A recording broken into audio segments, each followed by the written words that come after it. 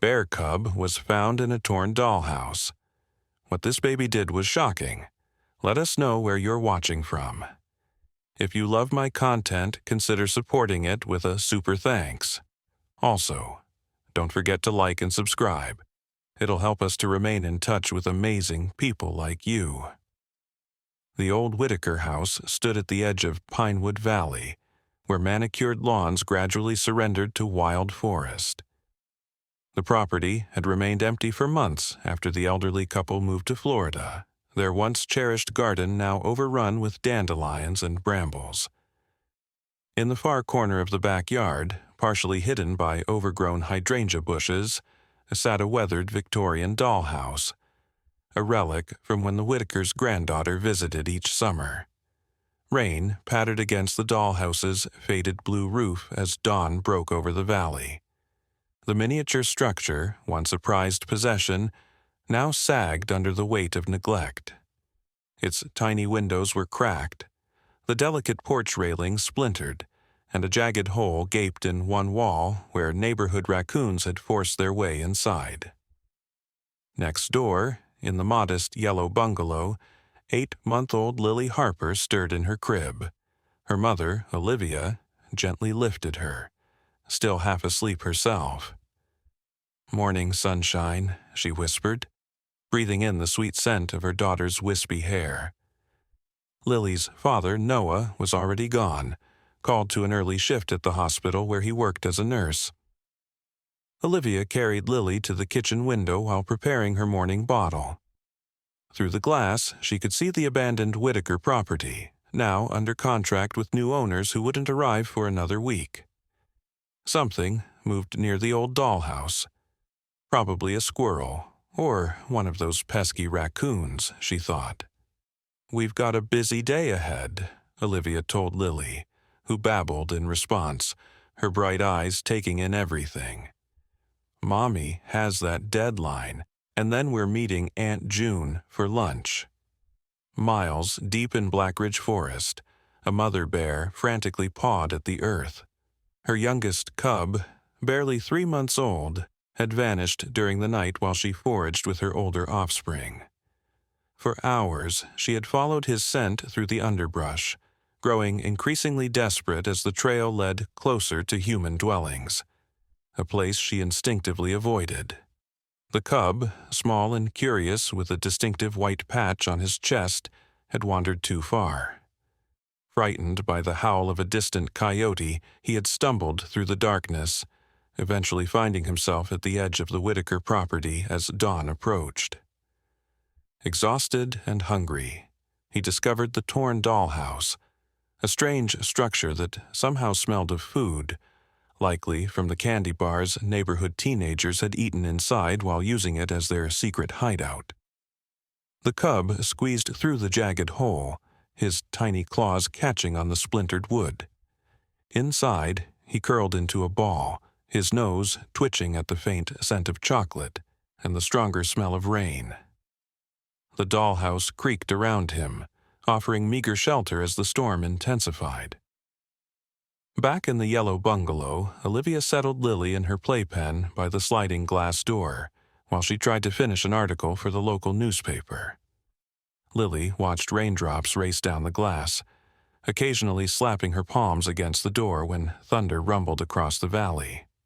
"Just 30 more minutes, sweetie," Olivia promised, typing furiously. "Then we'll have lunch." The storm was passing, sunlight breaking through gaps in the clouds. Olivia's phone rang, June, calling to reschedule their lunch date because of a flat tire. As Olivia paced the kitchen, deep in conversation, Lily pulled herself up on the edge of the playpen, her curious eyes fixed on something moving in the neighbor's yard. With surprising determination for an 8-month-old, Lily pushed against the side of the playpen until it shifted slightly, creating just enough space for her to squeeze between it and the sliding door. The door, left ajar to catch the after-rain breeze, offered no resistance to her tiny fingers. For the first time in her life, Lily Harper escaped. Her pink onesie quickly soaked with dew as she crawled across the wet grass. The boundary between yards meant nothing to her. She followed her curiosity straight toward the dollhouse, where something small and dark had moved at one of the tiny windows. Inside the dollhouse, the bear cub trembled. Strange noises surrounded him. Voices, mechanical hums. A dog barking somewhere down the street. He missed his mother, the comforting warmth of her fur, the sweet milk she provided. He let out a soft whimper, too frightened to leave the relative safety of his newfound shelter. Lily reached the dollhouse, her chubby hands gripping the wet grass as she pulled herself forward. She sat back on her haunches before the structure, tilting her head as she noticed movement inside. With the fearlessness of infancy, she reached toward the jagged hole, her innocent babbling echoing in the quiet garden. The cub froze at the sound. His small black eyes peered through the broken window, meeting Lily's curious gaze. Two young creatures, both separated from their mothers, regarded each other with innocent wonder on that rain-washed morning, unaware of the extraordinary events their chance encounter would set in motion. The bear cub's nose twitched nervously as he caught Lily's unfamiliar scent. His instincts urged him to retreat deeper into the dollhouse, yet something about the baby's gentle cooing held his attention. Lily smacked her hands against the soggy ground, creating little splashes that made her giggle with delight. The joyful sound echoed through the garden, startling a pair of robins from a nearby bush. Inside the kitchen, Olivia ended her call with June and turned to check on Lily. Her heart stopped when she saw the empty playpen and the partially open sliding door. "Lily!" she called, her voice rising with panic. "Lily!" Racing through the house, checking every room, Olivia felt her chest tighten with each passing second. When the inside search proved fruitless, she burst into the backyard, scanning desperately for any sign of her daughter. The cub, startled by Olivia's shouts, backed away from the window. His small body trembled as he knocked over a miniature table and chairs that had remained intact within the dollhouse. The noise caught Lily's attention, intensifying her curiosity. With determined focus, she crawled closer to the jagged opening, her tiny fingers reaching for the splintered edge. At the same moment, Olivia spotted her daughter in the tall grass near the property line. "Oh my God, Lily!" she cried, running toward her baby. But as she approached, a loud crack of thunder boomed overhead, remnants of the passing storm, causing her to slip on the slick grass. Olivia fell hard, her ankle twisting beneath her with a sickening pop. White-hot pain shot up her leg as she tried to stand. "No, no, no!" she gasped, realizing she couldn't walk. She was still 15 feet from Lily, who remained fixated on the dollhouse, oblivious to her mother's distress. "Lily, come to Mommy," Olivia called, fighting through the pain to sound calm. "Come here, sweetheart." But Lily, in the headstrong phase of early crawling, paid no attention. Instead, she pushed her small hand through the opening of the dollhouse, her fingers wiggling in the dim interior. The cub backed away, bumping against the dollhouse's rear wall. His fear battled with his curiosity as the strange, hairless creature's hand invaded his sanctuary. He made a soft whimpering sound, similar to the noises Lily herself often made. Perhaps it was this similarity that sparked the connection. Lily paused, her head tilting as she listened to the cub's whimpers. Then, in response, she babbled her own series of sounds, as if trying to communicate. The cub's ears perked up at this exchange, his fear momentarily forgotten. Olivia, dragging herself across the wet grass with one hand while clutching her phone with the other, tried to call Noah. The call went straight to voicemail. He would be in the middle of his shift, his phone silenced. Gritting her teeth against the pain, she began crawling toward Lily, who remained just out of reach. Across the valley, deep in Blackridge Forest, the mother bear had picked up her cub's scent again. She lumbered through the underbrush with renewed determination, her remaining cub following closely behind. The trail led toward the edge of the forest, where the trees thinned and human dwellings began. Every instinct warned her of danger, but the pull of her missing offspring proved stronger than her fear. At the Whitaker property, a battered pickup truck rumbled to a stop at the curb. Garrett Sloan, a surly 17-year-old with a permanent scowl, jumped down from the driver's seat. His younger brother, Tyler, followed, adjusting his baseball cap nervously. "I don't think we should be here, Garrett," Tyler said, glancing around. "The new owners could show up." "Not for a week," Garrett replied. His voice edged with the arrogance of someone who knew everyone's business in the small town. "Besides, I left my vape in that stupid dollhouse yesterday. Dad will kill me if he finds out I'm still using it." The brothers cut across the overgrown lawn, unaware of the drama unfolding just yards away. Their heavy boots crushed the tall grass, creating a path of destruction as they approached the dollhouse from the opposite side. Inside the miniature structure, the cub had inched closer to Lily's hand, his fear gradually giving way to curiosity. The baby's scent carried no threat, no predatory intent, only the sweet smell of milk and the fabric softener Olivia used on her clothes. When Lily's fingers brushed against his fur, the cub flinched but didn't retreat. Olivia had managed to drag herself within a few feet of Lily when she heard voices. Relief flooded through her. Help had arrived. "Hello," she called out, her voice strained with pain. "Over here! Please, I need help!" Garrett and Tyler froze at the sound, exchanging worried glances. They hadn't expected anyone to be at the abandoned property. Reluctantly, they changed direction, following Olivia's voice until they spotted her on the ground, her face pale with pain. "Please," she gasped, pointing toward Lily. "My daughter. She crawled away. I can't reach her. My ankle." Tyler immediately moved toward Lily, but Garrett hung back, his eyes narrowing as he recognized Olivia. "You're the lady who wrote that article about the high school party, aren't you? The one that got my friends in trouble." Olivia's heart sank. 2 months earlier, she had written a piece for the local paper about an unsupervised party that had ended with property damage and several underage drinking citations.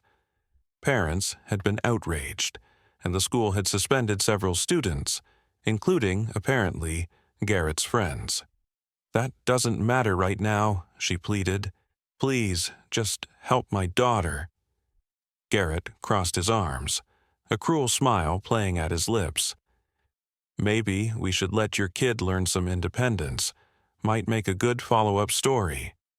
"Garrett," Tyler exclaimed, shocked by his brother's callousness.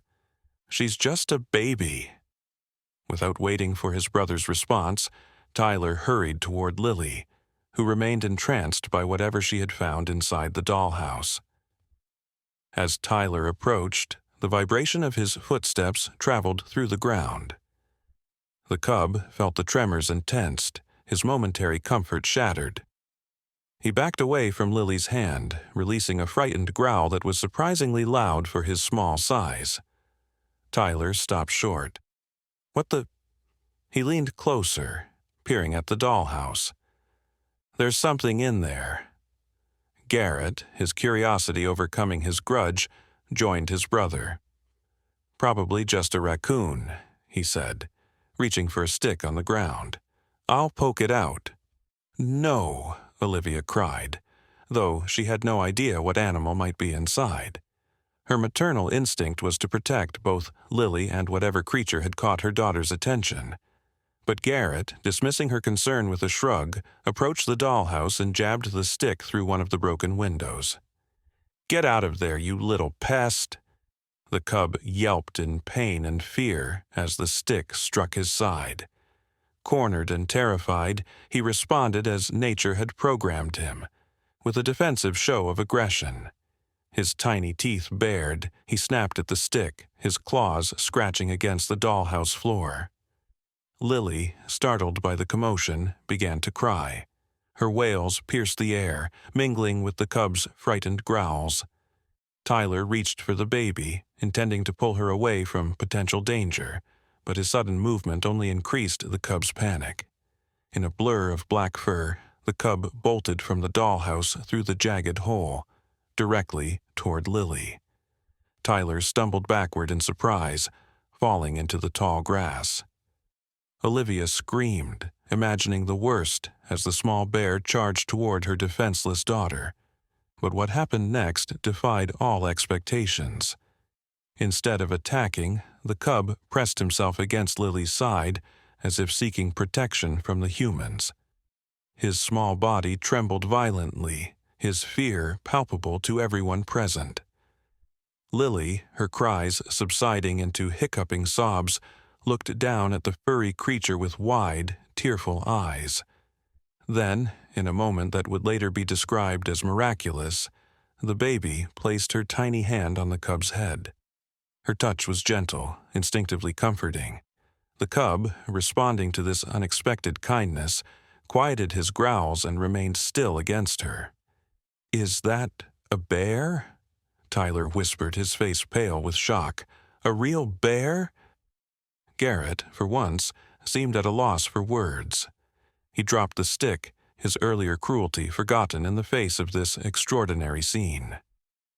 Olivia, despite her pain and fear, felt a wave of awe wash over her. "Lily?" she called softly. "Lily, stay very still, sweetheart." But Lily, unaware of the danger, had already formed a connection with the frightened cub. With the innocent fearlessness that only babies possess, she patted his head rhythmically, much as Olivia often patted her back to soothe her. The cub, responding to this gentle touch, gradually stopped trembling. The fragile moment of peace was shattered by a new sound, a deep, rumbling growl that seemed to vibrate through the very earth. At the edge of the property, where the manicured lawn surrendered to wild forest, stood the mother bear, her massive form casting a long shadow across the grass. Behind her, partially hidden by her bulk, was her other cub. But the mother's attention was fixed entirely on the scene before her, her missing offspring, surrounded by humans, pressed against a human baby. "Nobody move," Garrett whispered, his voice cracking with fear. "Nobody fucking move." The mother bear rose to her full height, her powerful forelegs pawing at the air as she released another warning growl. Her message was clear. She had come for her cub, and she would let nothing stand in her way.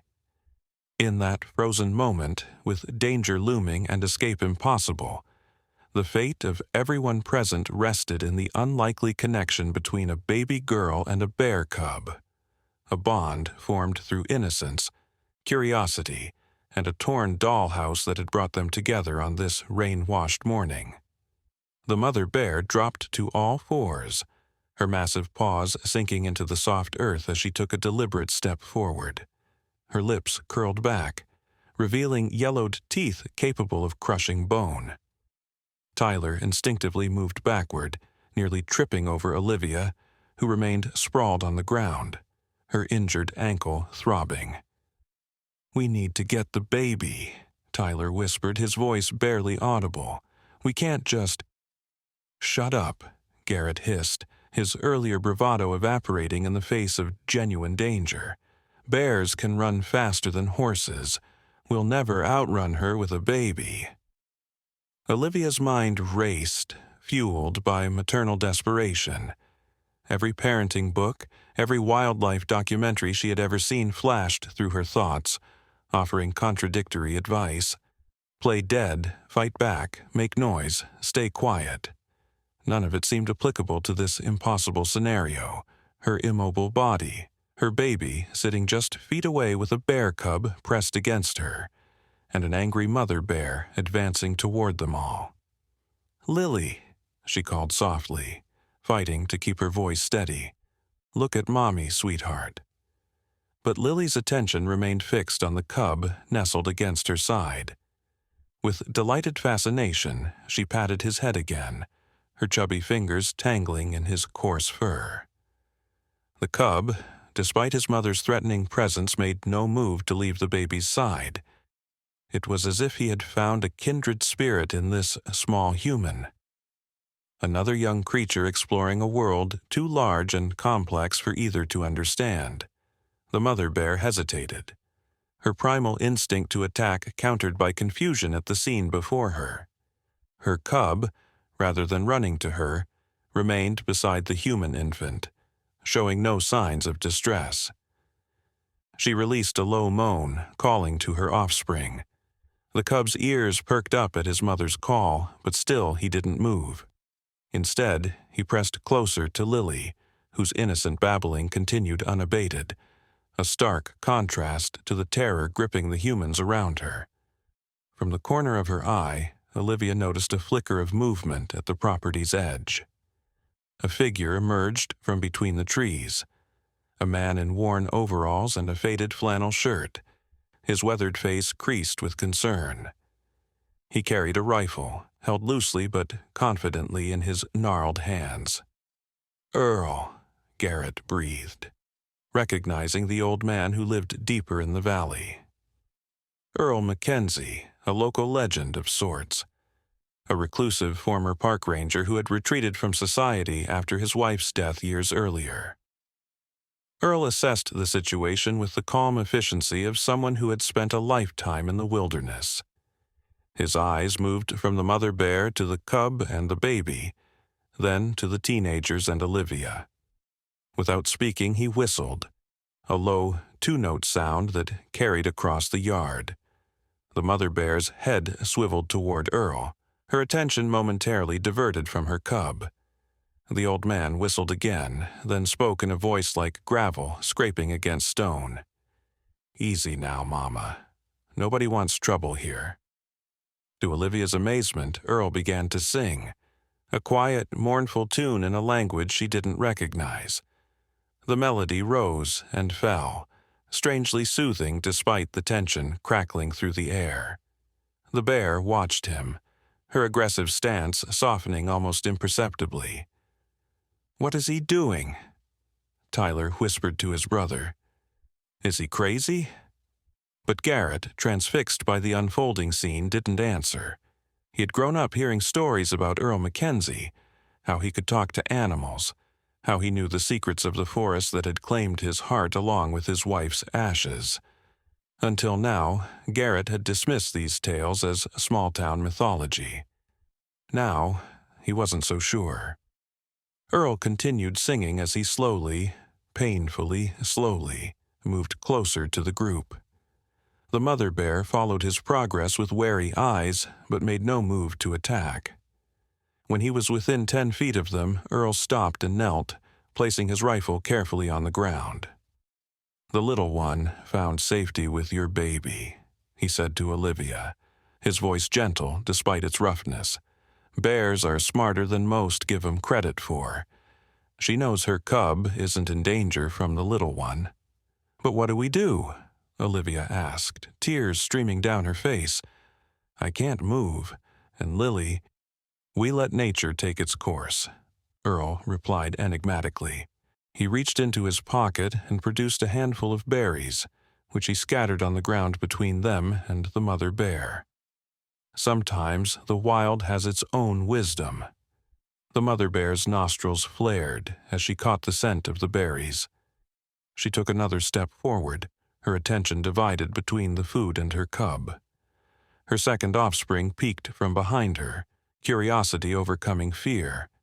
And then, in a moment that seemed to suspend the natural laws of the world, the second cub broke away from its mother. With the reckless bravery of youth, it bounded across the grass toward its sibling, and by extension, toward Lily. Olivia's heart nearly stopped. One bear cub with her daughter was miraculous. 2 seemed catastrophic. But before she could cry out, before anyone could react, Lily looked up at the approaching cub and let out a peal of delighted laughter that rang through the tense silence like a bell. The sound, so pure, so genuinely joyful, seemed to penetrate the veil separating human understanding from animal instinct. The second cub slowed its approach, head tilting in a gesture eerily similar to Lily's own expressions of curiosity. When it reached its sibling, the two cubs tumbled together in a brief tussle before settling on either side of the baby like furry bookends. Lily, clearly delighted by this development, patted each cub in turn, her innocent giggles continuing as if this were nothing more unusual than playing with stuffed animals in her crib. The mother bear made a sound, not a growl or a roar, but a chuffing noise that seemed almost questioning. Earl responded with another phrase, in that strange melodic language, his weathered hands moving in a gesture of peace. "What's happening?" Tyler asked, his voice thick with confusion. "What is he saying to it?" "It's Abenaki," Earl replied, without taking his eyes off the bear. "My grandmother was full-blooded. She taught me the old ways, how to speak to the forest and its children." Under different circumstances, Garrett might have scoffed at this explanation, but the evidence before his eyes made mockery impossible. He watched as Earl continued his strange communication with the mother bear, who seemed to be growing calmer by the moment. "The bears around here have been pushed out of their territory by the new development on the North Ridge," Earl explained, addressing Olivia but keeping his attention on the mother bear. "This mama probably got separated from her cubs during the confusion. She's not aggressive by nature, just frightened and protective. But why aren't her cubs afraid of Lily?" Olivia asked, her maternal fear beginning to give way to wonder. Earl's weathered face creased in a smile.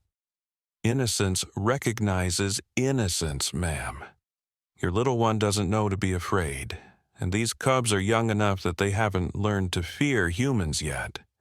He paused, watching as Lily continued to pat the cubs with gentle hands. It's a rare thing to witness. Most folks go their whole lives without seeing the barrier between human and wild break down like this.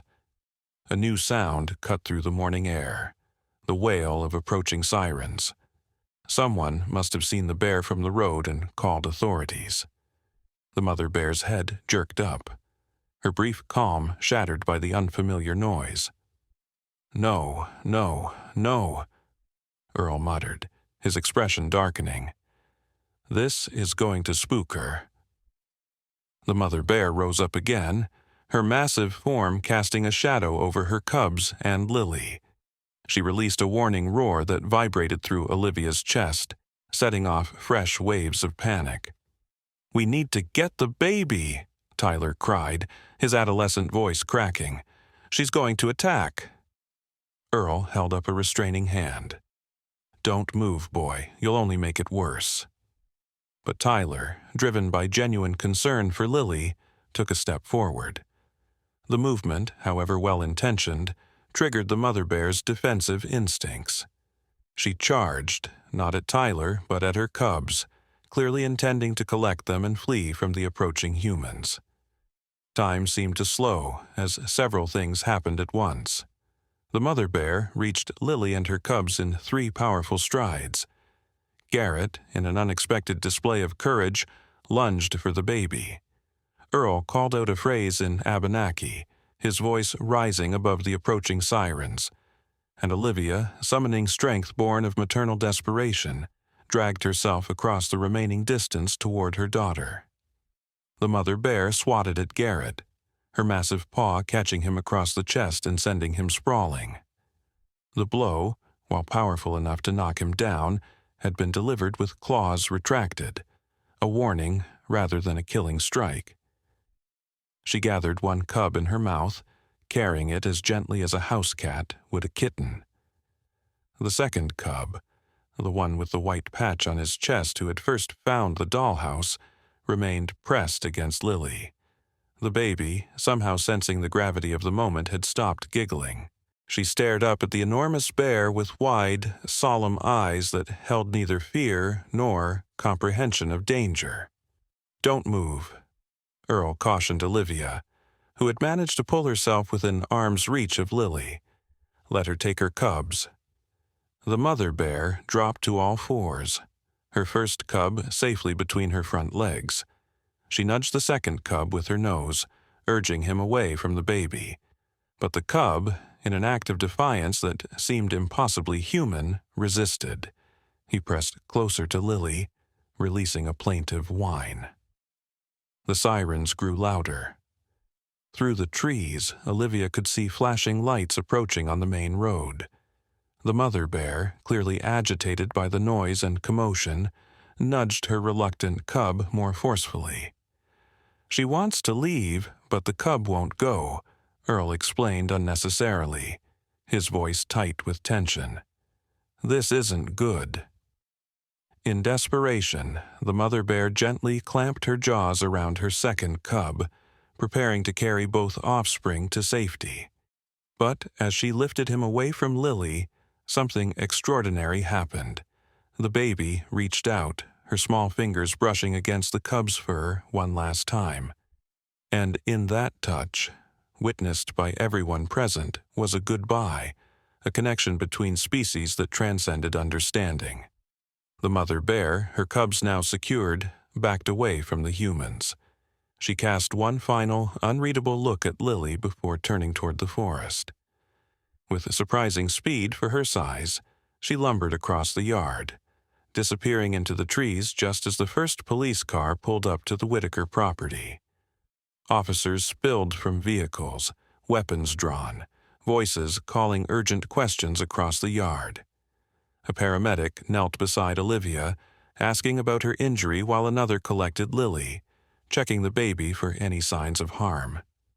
"Bear," Tyler was explaining to a skeptical-looking officer. "There was a mother bear and 2 cubs. They were right here, with the baby." Garrett, winded but uninjured from the bear's warning swat, nodded emphatically. The old man sang to it, some Indian thing. It worked.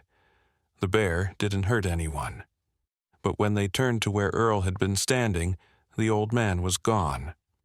Like the bears, he had melted back into the forest, leaving only footprints in the damp earth as evidence of his presence. As Olivia was loaded onto a stretcher, Lily secure in the arms of a female paramedic, she caught a final glimpse of the torn dollhouse. Tilted on its foundation, damaged by weather and time, and the brief occupation of a bear cub, it somehow looked more complete than before, as if its purpose had finally been fulfilled. She wasn't afraid, Olivia told the paramedic, who clearly thought she was in shock. "My daughter. She patted those bear cubs like they were puppies, and they didn't hurt her. They protected her." "That's nice, ma'am," the paramedic said soothingly, obviously not believing a word. "Let's get you to the hospital." Olivia wanted to insist, to make them understand the miracle they had missed, but exhaustion and pain washed over her, making her eyelids heavy. The last thing she saw before closing her eyes was Lily's face, peaceful and smiling, seemingly unaffected by her extraordinary encounter. But something had changed in her daughter, something Olivia wouldn't recognize until much later. For in that brief connection with wildness, with nature in its purest form, Lily Harper had been marked by wonder. And such marks, once left upon the soul, never truly fade. 3 days later, Noah Harper carried a stack of mail into his wife's hospital room, where she was preparing to be discharged.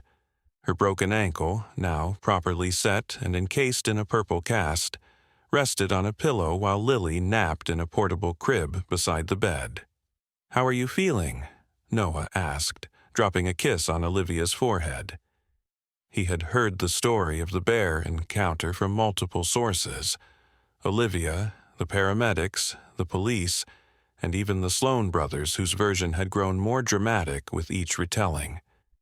Like most of the town, he believed it was a case of mistaken identity or exaggeration, perhaps a large dog that had approached the property, or a bear sighted from a distance that imagination had placed closer to his daughter. "Better," Olivia replied. though frustration simmered beneath her calm exterior. No one believed what had really happened, not even her husband. The official police report listed a bear sighting on adjacent property, nothing more.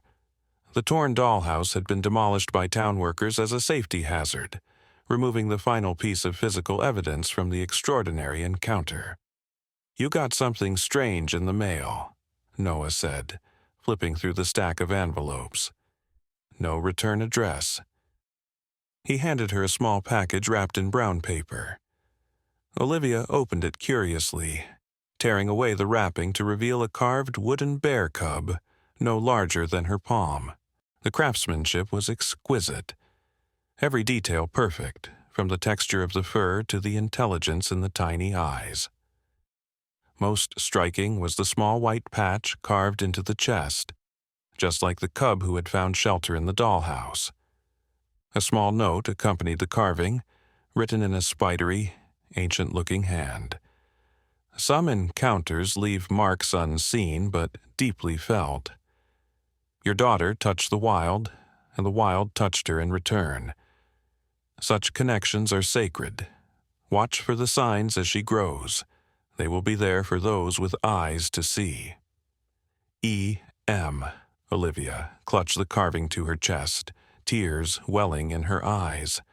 Finally, confirmation that she wasn't crazy, that the miraculous encounter had been real. "What is it?" Noah asked, concerned by her emotional reaction. "A gift," Olivia replied simply, not yet ready to share this validation with her skeptical husband. From someone who understands. In her crib, Lily stirred from her nap. As her eyes fluttered open, she made a soft sound, not her usual babbling or crying, but a gentle chuffing noise eerily similar to the sound the mother bear had made in that tense moment of recognition. It was the first of many signs that would appear as Lily grew, small reminders of the day she had formed a connection with the wild heart of the world. Olivia placed the wooden carving on her bedside table, positioned so that the morning light caught the white patch on its chest. Outside the hospital window, at the edge of the parking lot where pavement gave way to trees, she thought she glimpsed a familiar figure, an old man in overalls and a flannel shirt, watching the hospital with knowing eyes. But when she blinked, he was gone, and she couldn't be certain he had ever been there at all. 6 months passed, and winter blanketed Pinewood Valley in snow. The Whitaker property had new owners now. A young couple from the city who had no knowledge of the events that had transpired in their backyard before their arrival. They had cleared away the hydrangea bushes and replanted the garden with neat rows of winter-resistant shrubs. No trace remained of the torn dollhouse or the extraordinary encounter it had hosted. In the yellow bungalow next door, Lily Harper celebrated her first birthday. She had begun walking recently, unsteady but determined steps that carried her from furniture to wall to outstretched arms with growing confidence. Her vocabulary consisted of the usual first words, mama, dada, no, but also included a strange growling sound that she made whenever she spotted dogs or other animals, as if attempting to communicate with them in their own language. Olivia, her ankle long since healed, had written a children's story inspired by Lily's encounter with the bear cubs. Her editor had loved it, suggesting it could become a series if the first book sold well. The story changed some details. The dollhouse became a hollow tree, the injured mother became a babysitter, but the heart remained the same. A baby girl who could communicate with animals in ways adults had forgotten how to do. In her quiet moments, Olivia often found herself wondering about Earl Mackenzie. After leaving the hospital, she had tried to find information about the old man, only to discover he was something of a local mystery. Some said he had died years ago. Others insisted he still lived in a cabin deep in Blackridge Forest, and a few claimed he was merely a folk tale, a personification of the wilderness that surrounded their valley. The wooden bear carving sat on Lily's windowsill, bathed in moonlight on this snowy January evening as Olivia tucked her daughter into bed. The white patch on its chest seemed to glow in the darkness, a reminder of the inexplicable connection that had formed on that rain-washed morning half a year ago. "Sweet dreams, my brave girl," Olivia whispered, pressing a kiss to Lily's forehead. As she turned to leave, Lily made that strange chuffing sound again. Olivia paused, glancing back at her daughter. Lily's attention was fixed on the window, her expression one of delighted recognition. Following her gaze, Olivia felt her heart skip a beat. Outside, standing in the pristine snow of their backyard, was a bear cub. Larger now, but unmistakable with the white patch on his chest. He stood on his hind legs, front paws pressed against the fence that separated the properties, dark eyes reflecting the moonlight as he stared at Lily's window. For a moment, Olivia considered calling Noah, who was downstairs watching television. But something held her back.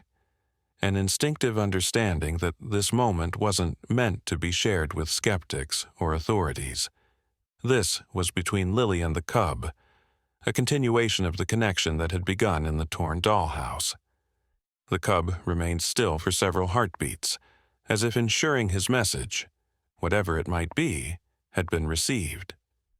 Then he dropped to all fours and lumbered across the yard, disappearing into the shadows at the forest's edge. Behind him, barely visible in the darkness, Olivia thought she glimpsed a larger shape, the mother bear, waiting patiently for her cub to complete his mysterious mission.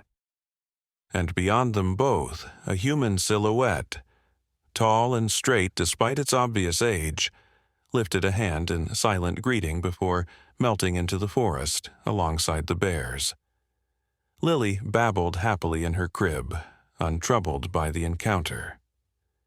Olivia stood frozen by the window, tears streaming down her face as she witnessed the continuation of a miracle she had thought was finished. Whatever had happened that day at the torn dollhouse, whatever connection had formed between her daughter and the wild creature who had sought shelter there, it hadn't ended when the bears returned to the forest. It had only just begun. 5 years passed, transforming Lily from a toddler into a kindergartner with copper-colored pigtails and eyes that seemed to contain forests within them. The wooden bear carving still sat on her windowsill, though its meaning had evolved from a mysterious gift into a cherished talisman.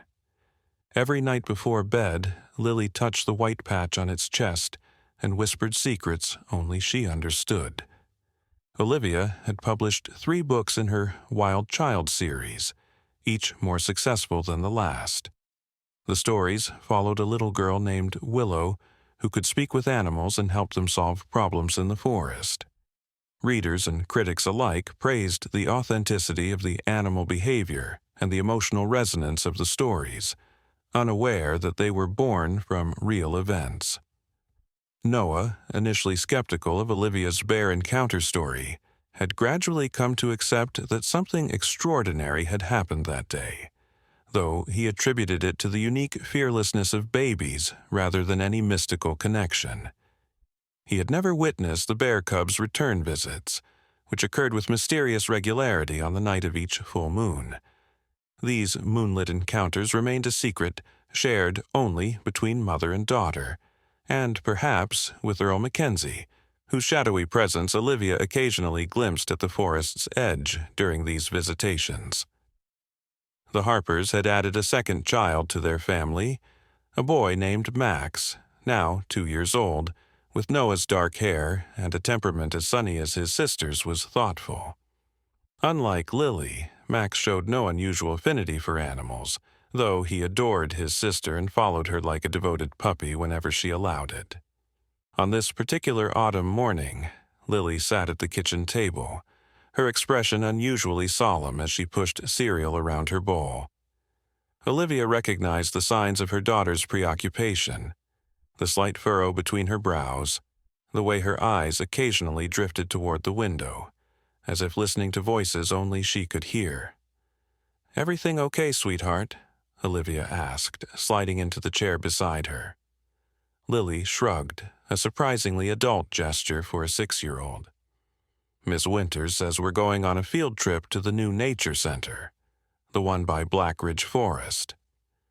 The nature center had been built the previous spring, part of a conservation initiative following protests against further development in the valley.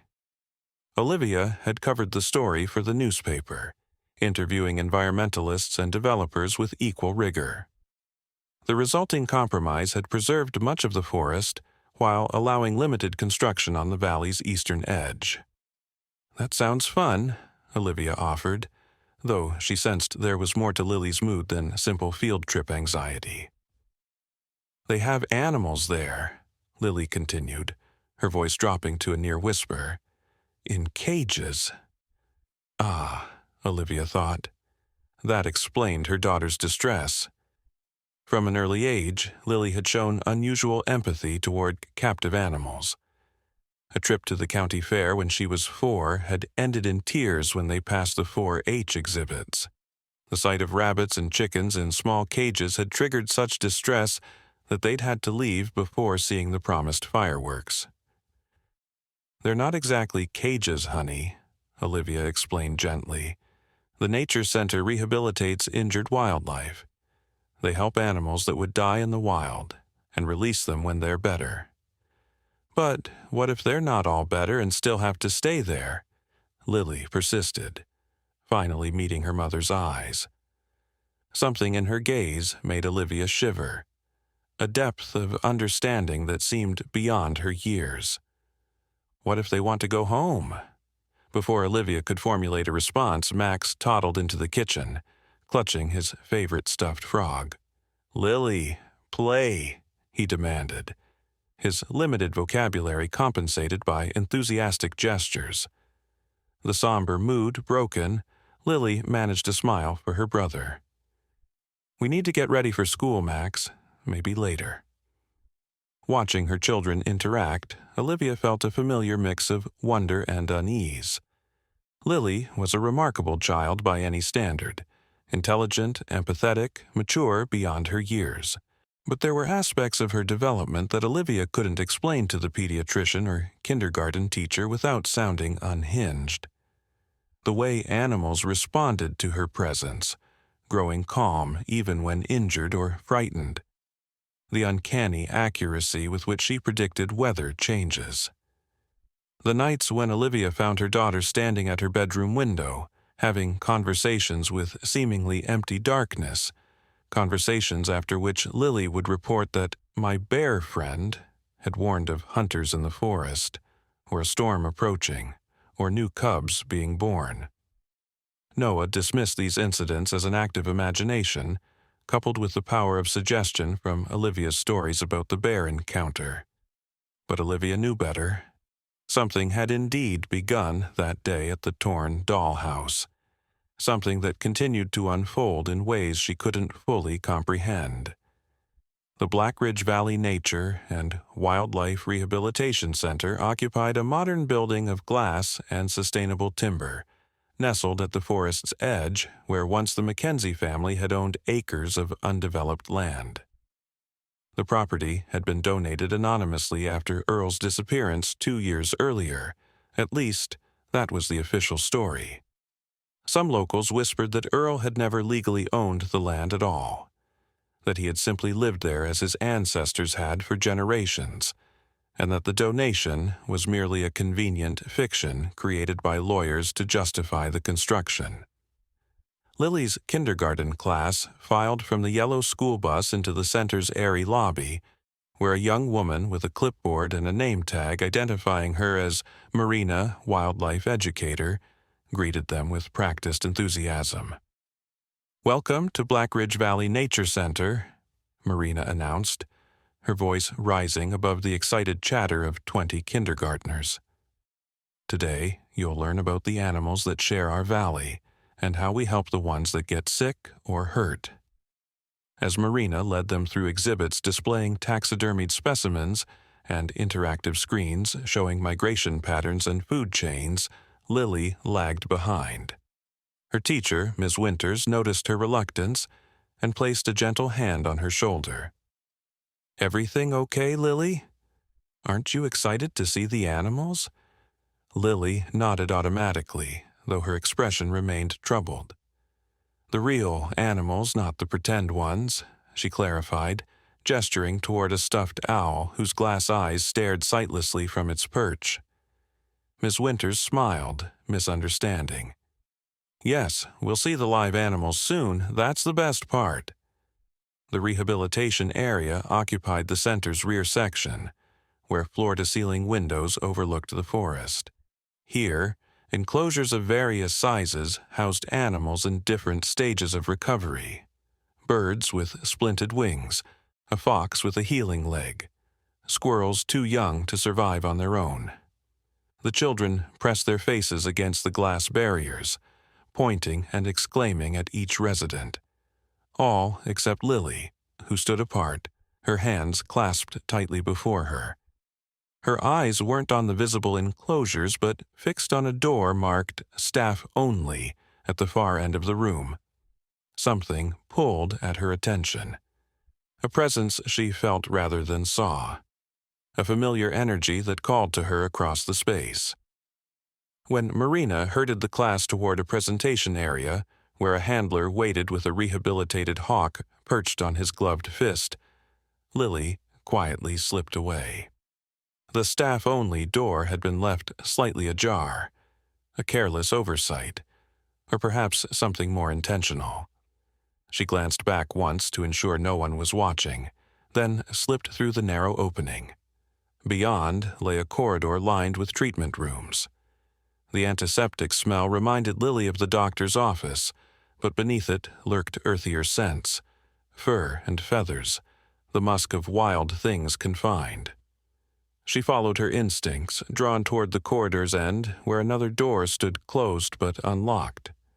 This room was different, darker, with fewer windows.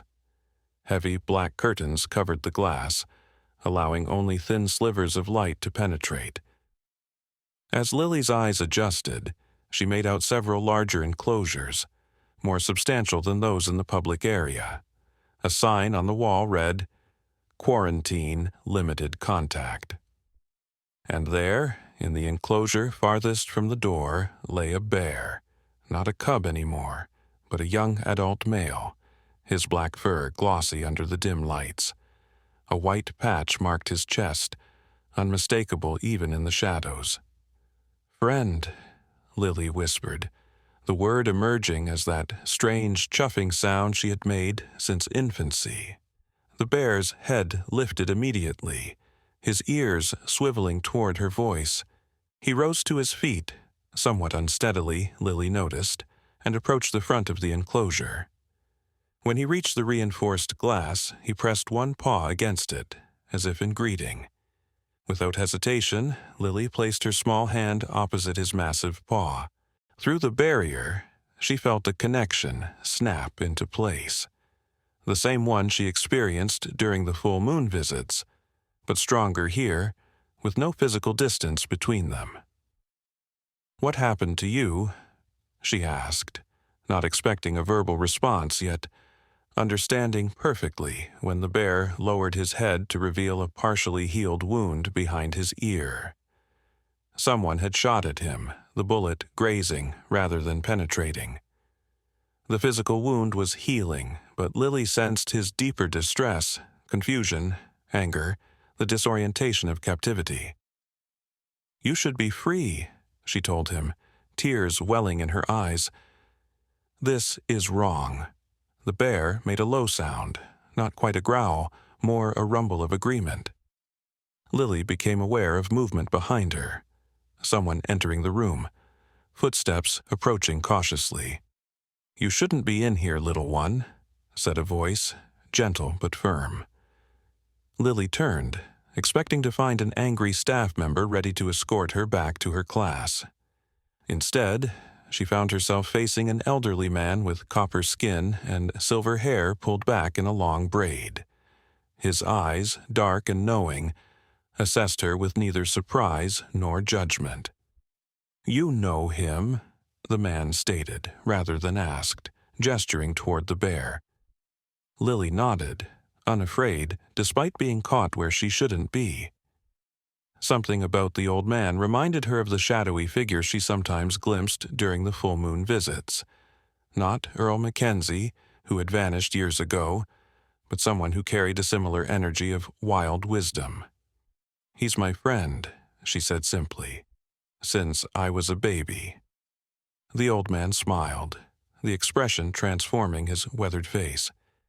"Yes, I see the mark of that friendship on you. My grandson would call it Nedobasqua, forest child."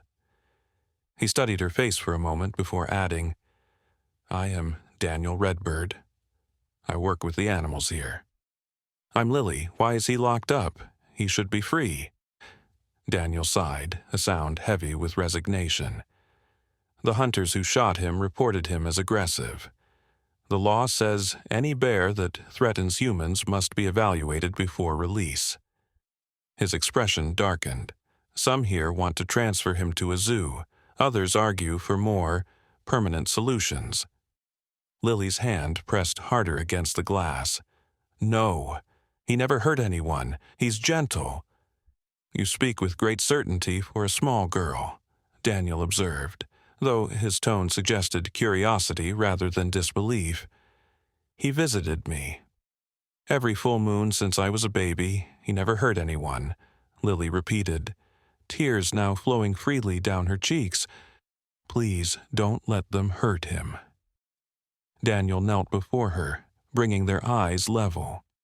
"The world is not always kind to those who walk between realms, little Nedobasqua. Your bear friend exists in the wild world, you in the human one. Few understand the bridge between as you do." He hesitated, then added, "As Earl did."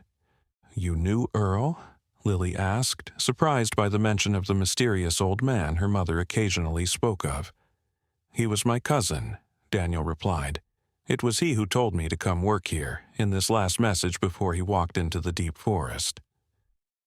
A sad smile touched his lips.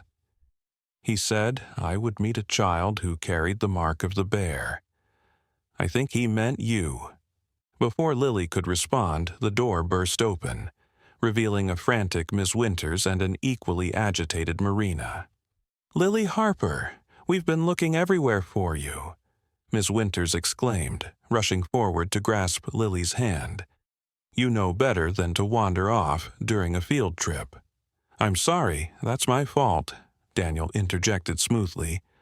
"I found this young lady looking lost and offered to show her our special residence." He gestured to the bear, who had retreated to the back of his enclosure. Once again, just an animal to the adult observers. She seemed particularly interested in this fellow. Marina frowned, her clipboard clutched tightly against her chest. "This area is restricted, Doctor." "Redbird, the children aren't supposed to see the quarantine cases." "Sometimes exceptions must be made," Daniel replied with a placidity that seemed to deflate Marina's indignation. "No harm done. The young lady and I were just finishing our tour." Miss Winters, more concerned with recovering her missing student than with protocol violations, ushered Lily toward the door. "The rest of the class is having lunch on the observation deck. Let's join them before they eat all the cookies." Lily allowed herself to be led away, but at the doorway she turned back. Daniel Redbird stood beside the bear's enclosure, one hand pressed against the glass in the exact spot where Lily's had been moments before. He met her eyes across the room and nodded once, a gesture that somehow conveyed both promise and warning. On the bus ride back to school, while the other children chattered excitedly about the hawk and fox they had seen, Lily sat quietly beside the window, watching the trees blur past. Her encounter with the captive bear, her bear, as she had always thought of him, had left her with a hollow feeling in her chest. For the first time, she understood that the connection they shared could bring pain as well as wonder. That night, as Olivia tucked her into bed, Lily finally shared what had happened. "Mom," she began, her voice small in the dimness of her bedroom, "my bear friend is in trouble." Olivia sat on the edge of the bed, her expression carefully neutral. Over the years, she had learned to navigate these conversations without dismissing Lily's experiences or encouraging what Noah still sometimes called elaborate fantasies. "What kind of trouble, sweetheart?" Lily explained about finding the bear at the nature center, about the wound behind his ear, about Daniel Redbird and his connection to Earl. As the story unfolded, Olivia felt a chill that had nothing to do with the autumn air seeping through the window.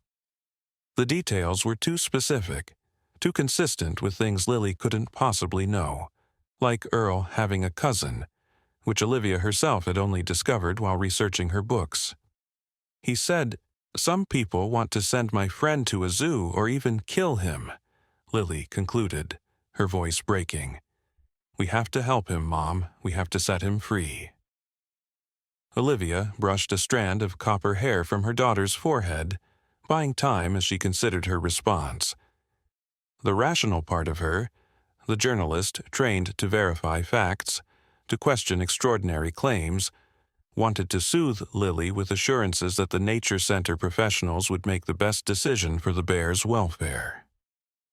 But another part of her, the part that had witnessed a baby girl form an inexplicable bond with a wild creature, knew that rational explanations had long since failed to encompass the reality of her daughter's connection with the natural world.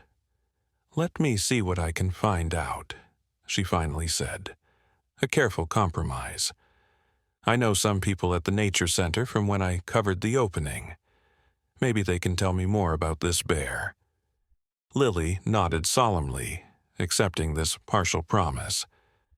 "He'll come tonight," she whispered. "It's the full moon." After Lily fell asleep, Olivia stood at the kitchen window, watching the forest's edge where the full moon cast silver light across the yard. Noah had taken Max to visit his parents for the weekend, leaving mother and daughter alone in the house. The silence felt expectant, as if the very air was holding its breath. Shortly after midnight, movement at the tree line caught Olivia's attention.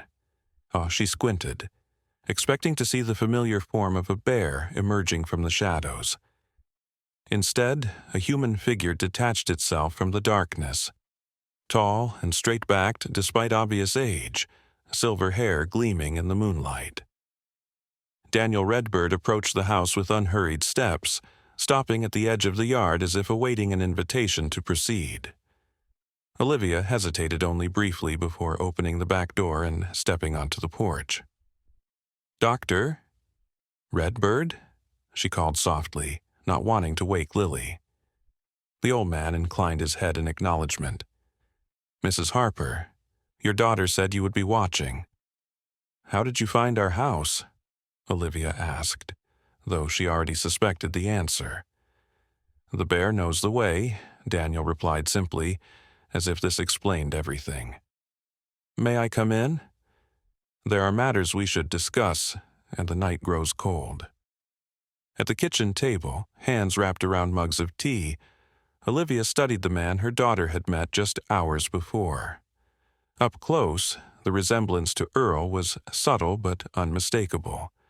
The same weathered dignity, the same eyes that seemed to hold ancient wisdom. "Your daughter carries a rare gift," Daniel said without preamble. "A connection to the natural world that most humans have forgotten how to nurture." "Because of what happened when she was a baby," Olivia said, half statement, half question. Daniel smiled. "The encounter with the bear cub opened a door, yes, but the capacity was always within her, as it is within all children to varying degrees.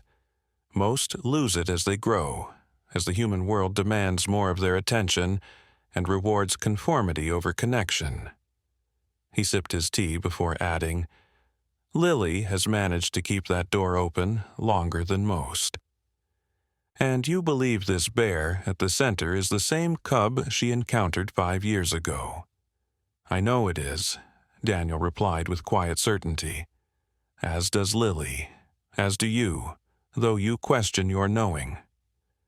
Olivia couldn't deny the truth of his words. Part of her had recognized the description immediately. The white chest patch, the gentle nature Lily attributed to him. "What will happen to him?" she asked. Daniel's expression grew somber. "The director has scheduled a meeting for Monday to determine his fate. The bullet wound is healing well, but the report filed by the hunters labels him as aggressive. There is pressure to err on the side of caution, meaning euthanasia," Olivia said, the word bitter on her tongue. "Or permanent captivity," Daniel nodded. "Neither fate honors what he is. Neither acknowledges his right to freedom." "What can we do?" Olivia asked, surprised by her own willingness to accept this strange reality, to become party to whatever Daniel might propose. The old man's eyes glinted in the kitchen's low light. "First, we must speak with the one most concerned in this matter." They found Lily standing at her bedroom window, fully awake despite the late hour. She showed no surprise at seeing Daniel, merely nodding as if his arrival was expected. "He didn't come," she said, disappointment heavy in her voice. "He always comes on the full moon." "He cannot leave the center physically," Daniel explained gently, "but his spirit reaches out even through barriers. That is what woke you tonight."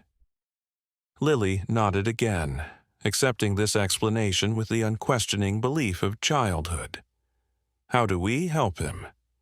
Daniel knelt beside her, much as he had done at the Nature Center. "The human world has rules and processes, Nidobasqua. We must work within them when possible, around them when necessary." He glanced up at Olivia. "Your mother has influence in this valley. Her words reach many ears." Understanding dawned on Olivia. "You want me to write about the bear, to make a case for his release?" "More than that," Daniel said. "I want you to tell the true story. How a bear cub sought shelter in a dollhouse. How a baby girl showed kindness when others showed fear. How a connection formed that defies conventional understanding." "No one will believe it," Olivia objected. "I've never shared the full story publicly because it sounds impossible." "Perhaps," Daniel conceded. "But truth has its own power, its own resonance. Some will dismiss it, but others will recognize it." He turned back to Lily. "And we will need your help too, little one. Your testimony." Later, after Daniel had left with a promise to return the following evening, Olivia sat at her computer, fingers poised over the keyboard. The blank document before her seemed both invitation and challenge. How did one translate the inexplicable into words that would convince skeptics? How did one advocate for a bear based on a connection that most would dismiss as childish fantasy or maternal delusion? In the end, she began simply, "5 years ago, my 8-month-old daughter encountered a bear cub in an abandoned dollhouse. What happened next changed both their lives forever." The words flowed after that, the whole story spilling onto the page in all its impossible truth. The torn dollhouse, the injured ankle, the Sloan brothers, Earl Mackenzie's intervention, the mother bear's arrival, and the miraculous moment when Lily had touched the frightened cub, forming a bond that had endured through years of full moon visits. By dawn, Olivia had written not a newspaper article but a personal testimony, raw, honest, and unvarnished. Whether anyone would publish it, whether anyone would believe it, she couldn't say. But the truth was now recorded, a first step toward whatever came next in this strange journey. As the sun rose over Pinewood Valley, casting long shadows across the yard where a torn dollhouse had once stood, Lily stirred in her bed. Her first words upon waking were not of dreams or breakfast or plans for the day, but a simple declaration that carried the weight of destiny. He's waiting for us. The morning of the hearing arrived gray and drizzly, the autumn rain washing the streets of Pinewood Valley clean.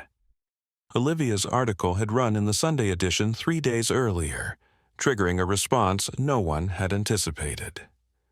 Her inbox overflowed with messages, some dismissive, others curious, but overwhelmingly supportive. Parents shared stories of their own children's inexplicable connections with animals. Wildlife researchers quoted studies on interspecies bonding. Most surprising were the emails from people claiming to have witnessed Earl Mackenzie's interactions with forest creatures, lending credibility to what many had dismissed as small-town mythology. The Black Ridge Valley Nature Center's boardroom filled quickly. The scheduled monthly meeting transformed into something resembling a town hall. Board members sat at the head table, visibly uncomfortable with the packed audience. Marina fidgeted with her clipboard, while the center's director, Dr. Catherine Mills, reviewed her notes with a furrowed brow. Olivia and Lily sat in the front row, Noah beside them with Max on his lap. He had returned from his parents' house early after reading Olivia's article, finally understanding the magnitude of what his wife and daughter had kept partially hidden for years.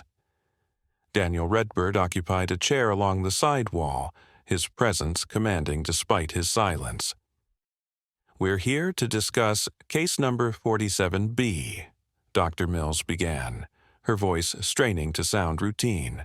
A 3-year-old male black bear, brought to our facility 6 weeks ago with a bullet wound. The hunters who reported the incident claim aggressive behavior, though the bear has shown no such tendencies while in our care." From the back of the room, voices erupted. Angry shouts about dangerous wildlife, about protecting children, about the foolishness of releasing potentially aggressive animals. Olivia recognized some of the speakers as the same developers who had fought against the forest preservation efforts. Then Garrett Sloan stood, now 23 and unrecognizable from the surly teenager he had been. "I was there," he said, his voice cutting through the chaos. "I was there 5 years ago, when this bear was a cub." The room fell silent. I acted badly that day," Garrett continued, his eyes finding Olivia and Lily. "I frightened a baby animal because I was young and stupid. But what I saw after—" He shook his head, struggling for words. "That little girl showed more courage and compassion than any of us, and the bear, it protected her. They protected each other." Tyler Sloan stood beside his brother. "We both saw it. The mother bear could have attacked when she found her cub with the baby, but she didn't. She recognized something we couldn't understand then." He looked directly at the board members. "If you kill that bear, you're destroying something special, something this whole valley should be proud of." More voices rose. Teachers who had noticed Lily's unique gift with classroom pets, neighbors who had witnessed the full moon visits, even a pair of hunters who admitted they had lied about the bear's aggression because they feared no one would believe the truth, that they had fired in panic at a creature who showed no threatening behavior. Finally, Daniel Redbird stood. The room quieted immediately, responding to his natural authority. "5 generations ago," he began, his voice carrying the weight of history, "my people lived in these valleys without fences, without boundaries between human and animal territories. We understood that all beings share this earth, that connections between species are not anomalies but natural expressions of our interconnectedness." He gestured toward Lily. "This child carries that ancient understanding. She and the bear are linked by something older than our rules, deeper than our fears. To sever that bond through violence or captivity is to diminish us all." Dr. Mills looked increasingly troubled. "Even if we accept this unusual narrative, there are regulations to consider, protocols for rehabilitation and release." "Then let me propose an alternative," Daniel said. "Release the bear under my supervision. I will monitor his reintegration into the wild, ensure he remains distant from populated areas. The Redbird Foundation will accept full liability." Murmurs rippled through the crowd. The Redbird Foundation had recently emerged as a major environmental force in the valley, funded mysteriously but effectively. Some whispered it was Earl Mackenzie's final gift to the land he loved. "And there's one more piece of evidence to consider," Olivia added, standing slowly. She pulled out her phone, where a video waited, footage from their security camera showing the bear's repeated visits to their property, his gentle interactions with a growing lily through the fence, his protective behavior when a coyote had once threatened their yard. As the video played on the boardroom's large screen, a hush fell over the assembly. The evidence was undeniable. This was no aggressive animal, but a creature maintaining a remarkable cross-species friendship. During the deliberation recess, Lily approached the boardroom's glass wall, which overlooked the rehabilitation enclosures. Far below, separated by distance, but not by awareness, the bear stood at the front of his cage. Girl and bear regarded each other across the gap, and everyone present felt the weight of their connection. When the board returned, Dr. Mills looked exhausted, but resigned. "By a vote of 4-3, we approve the conditional release of Bear 47B under the supervision of Dr. Daniel Redbird and the Redbird Foundation. Release is scheduled for tomorrow at dawn." The room erupted in applause, but Lily's attention remained on the bear below. She pressed her small hand against the glass, whispering something no one else could hear. Dawn came crisp and clear, the first frost of the season silvering the grass. A small gathering assembled at the forest's edge, where the Nature Center property met the wilderness. The bear, sedated for transport, lay in a specialized carrier that would open remotely once he was positioned safely in the woods. Lily stood between her parents, Max sleeping soundly in Noah's arms. Daniel Redbird checked the carrier's mechanism one final time, then nodded to his assistants. Together, they lifted the carrier onto a small electric cart that would carry it deep into the forest. "Can I say goodbye?" Lily asked. Daniel smiled.